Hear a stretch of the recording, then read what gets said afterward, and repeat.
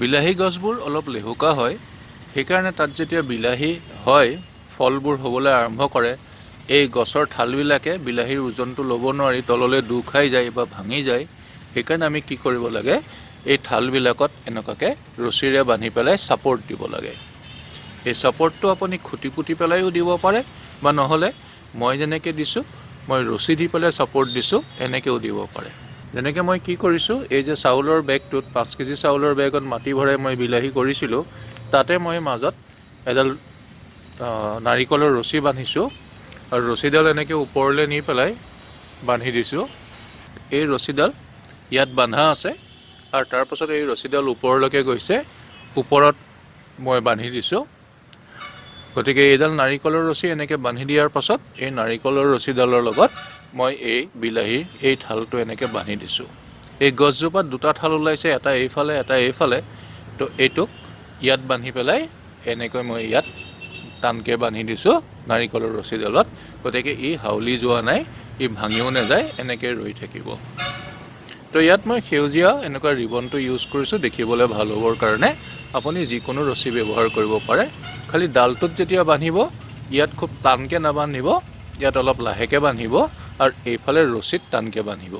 ইয়াত টানকৈ এইকাৰণেই বান্ধিব নালাগে যাতে ডালটোত শকত হ'বৰ কাৰণে যাতে ইয়াত অলপ সুবিধা থাকে, কিন্তু ইয়াত আমি ৰছীডালত টানকৈ বান্ধি দিলেই সি তাক ধৰি ৰাখে, চ' এই ডালটো হাউলি গৈ পেলাই ভাঙি যাব নোৱাৰে বা মাটি তেনেকৈ পৰি নাযায়, নষ্ট হৈ নাযায়।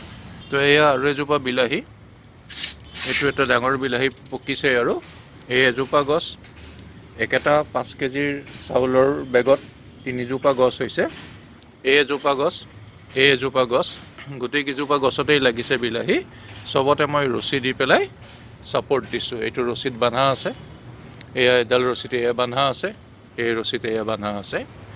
এনেকৈ ৰছী দি পেলাই বান্ধিলে গছ যিমান ওখ নহওক কিয় সি ছাপৰ্ট পায়ে থাকে। 6-7 ফুটলৈকেও যদি গছ ওখ হৈ যায়, তথাপিও আমি ছাপৰ্ট দি গৈ থাকিব পাৰিম। নহ'লে মাটিত খুটি পুতি পেলাই তাত আমি গছবিলাক বান্ধি দিব পাৰি, কিন্তু তেতিয়া আপোনাক ওখ ওখ খুটি লাগিব। মানে প্ৰথমতে আপুনি চুটি খুটি দিলেও হ'ব, কিন্তু গছ যদি ওখ হৈ গৈ থাকে আপুনি আকৌ ওখ খুটি তাত লগাব লাগিব। ৰছী পাবলৈও সহজ আৰু লগাবলৈও সহজ, সেইকাৰণে মই এনেকৈ ৰছী ব্যৱহাৰ কৰি পেলাই বিলাহী গছবিলাকক ছাপৰ্ট দিছোঁ। ঠিক তেনেকৈ আৰু এজোপা বিলাহী, এইটো ৰঙৰ এটা ডাঙৰ 20 কেজিৰ ৰঙৰ টেমাত কৰিছোঁ। ইয়াত 3জোপা বিলাহী আছে একেলগে।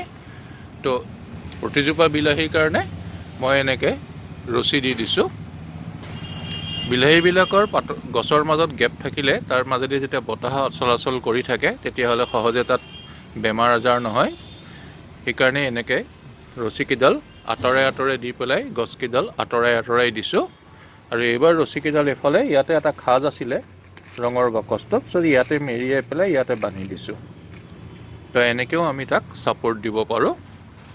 ঠিক তেনেকৈ এয়া আন এজোপা বিলাহী, তো ৰছী দি বান্ধা আছে ওপৰত, আৰু তলৰ ফালে মই কি কৰিছোঁ, এইবাৰ ৰছীডাল বাঁহৰ টুকুৰা এটাত বান্ধি দিছোঁ যাতে লৰচৰ কৰিব নোৱাৰে। এনেকৈও কৰিব পাৰি কামটো। এয়া আৰু এজোপা বিলাহী, তো ইয়াত বিলাহী লাগিছে, যথেষ্টখিনি বিলাহীয়ে লাগিছে।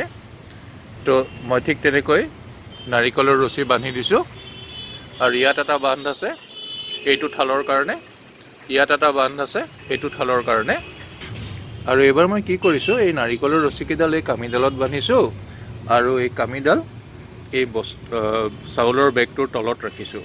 চ' চাউলৰ বেগটোৰ ওজনেই কামিডালক ধৰি ৰাখিছে, আৰু তাৰ পৰা মই নাৰিকলৰ ৰছী দুডাল বান্ধি পেলাই, কাৰণ দুটা ঠাল হৈছে গতিকে মই দুডাল ৰছী বান্ধিছোঁ। এটা ঠাল এডাল ৰছীত ছাপৰ্ট দিছোঁ, এইটো ঠাল এডাল ৰছীত ছাপৰ্ট দিছোঁ।